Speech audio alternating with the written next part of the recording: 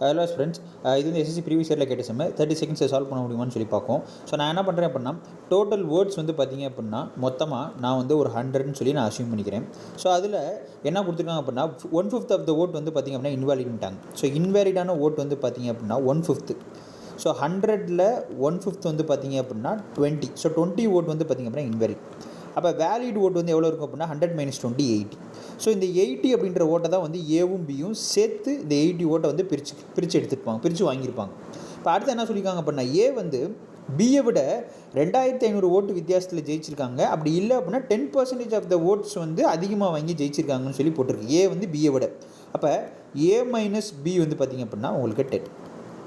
So இதை ரெண்டையும் நீங்கள் ஆட் பண்ணிங்க அப்படின்னா 2a = 19 வரும்.